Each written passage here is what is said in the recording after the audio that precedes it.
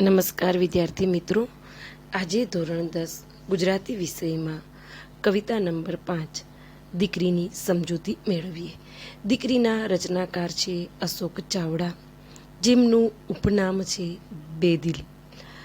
અશોક પિતાંબર ચાવડાનું વતન સુરેન્દ્રનગર જિલ્લાનું મનડાસર ગામ છે. હાલ ગુજરાત આયુર્વેદિક યુનિવર્સિટીમાં મદદનીશ રજિસ્ટ્રાર તરીકે કાર્યરત છે. આ કવિતાનો પ્રકાર છે ગઝલ અને આ કૃતિ પગરવ તળાવમાંથી લીધેલી છે. અશોક ચાવડાના સુપ્રસિદ્ધ કૃતિમાં પગરવ તળાવમાં તેમના ગઝલ સંગ્રહો છે. ડાળખીથી સાવ છૂટા પ્રતિબદ્ધ કવિતાનો સંગ્રહ છે. સાહિત્ય અકાદમી દિલ્હીનો યુવા પુરસ્કાર અને ગુજરાત સાહિત્ય અકાદમીના યુવા ગૌરવ પુરસ્કાર તથા અન્ય પુરસ્કારોથી તેમને પુરસ્કૃત થયા હતા. દીકરી કવિતા માટે અશોક ચાવડાએ લખેલું છે. દીકરી કાવ્ય ગઝલ સ્વરૂપ છે. દીકરી વાલનો દરિયો ગૌરવભર્યા સ્થાનથી માનથી સંવેદનાનું આલેખન થયું છે. દીકરી એ માતા પિતા માટે ગર્વ હોય છે. સમજુ દીકરી સાપનો ભારો નહીં સમજવાનું પ્રતીક છે. એ કવિતા દ્વારા સમજાવવામાં આવે છે. સમજુ દીકરી વ્યક્તિ, સમાજ કે કોમના ભય વગર જીવી શકે છે. દીકરી સ્નેહનું ઝરણું છે. દીકરીની હાજરી સુગંધ અને શીતળતા આપે છે. દીકરીના સંસ્કાર અપાય છે. એ જ દીકરી સાચવે છે. સમાજમાં પોતાના માન પ્રતિષ્ઠાને સાચવે છે. ભારતીય સંસ્કૃતિના પ્રતીકો દ્વારા દીકરીનું વ્યક્તિત્વ પ્રગટ થયું છે. દીકરી મોટી થાય અને માતા પિતાને મદદ કરી સહાયભૂત બને છે. પિતાની નજરે આલેખાયેલું દીકરીનું વત્સલ અને મધુર વ્યક્તિત્વ છે. દીકરીના વ્યક્તિત્વની મહત્તા અને માતા પિતાના મનોભાવોને ગઝલમાં સુંદર વાચા આપવામાં આવી છે. હવે આપણે અહીંયા કવિતાની સમજૂતી મેળવીશું. અશોક ચાવડાએ પ્રથમ પંક્તિની અંદર લખ્યું છે કે સ્વર્ગની એક એક દેવીની ઝલકમાં દીકરી છે, સુખડ ચંદન અને કુમકુમમાં તિલકમાં દીકરી. કવિને સ્વર્ગની એક એક દેવીની ઝલકમાં દીકરી દેખાય છે, અર્થાત દીકરીમાં તે દેવીના દર્શન કરે છે. દીકરી સુખડ ચંદન જેવી સુગંધ અને શીતળતા આપે છે. કુમકુમના તિલકમાં દીકરીનું સૌંદર્ય વસ્યું છે. બીજી પંક્તિમાં કવિ લખે છે, સ્નેહનું ઝરણું ફૂટે એનું જ આ પરિણામ છે.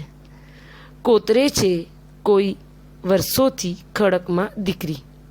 બીજી પંક્તિમાં કવિ કહે છે કે દીકરીના હૈયામાં સ્નેહનું ઝરણું વહે છે, એટલે જ એ મીઠુડી લાગે છે.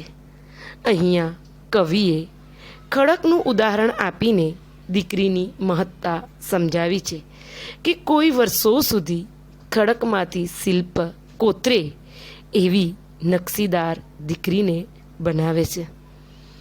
આગળની પંક્તિમાં અશોક ચાવડા લખે છે, લાજ મર્યાદા શરમ ગૌરી વ્રતોની હારમાં ઉછરે છે રોજ કાયમથી ફળકમાં દીકરી.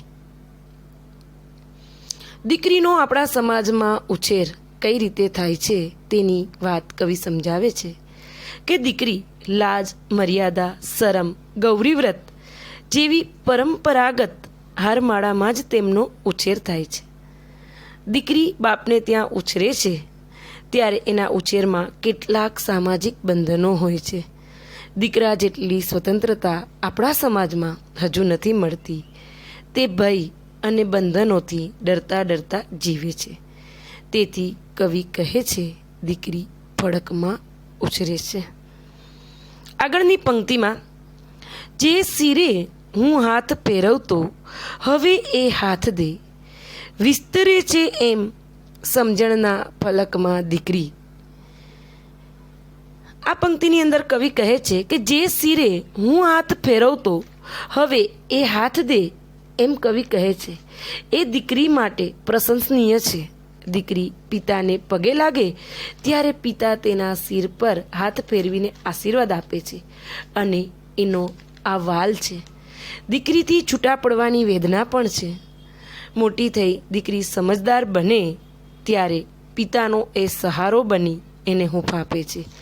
અહીં આ પંક્તિ દીકરી ખૂબ ડાય છે, સમજુ છે અને સમજદારી આસમાન સુધી વિસ્તરી છે.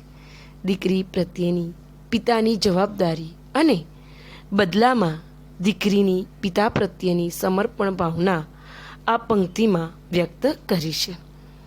છેલ્લી પંક્તિમાં કવિ લખે છે, સૂર શરણાઈ સગા સંબંધીઓની ભીડમાં રોજ ભીની થાય છે ભીની પલકમાં દીકરી.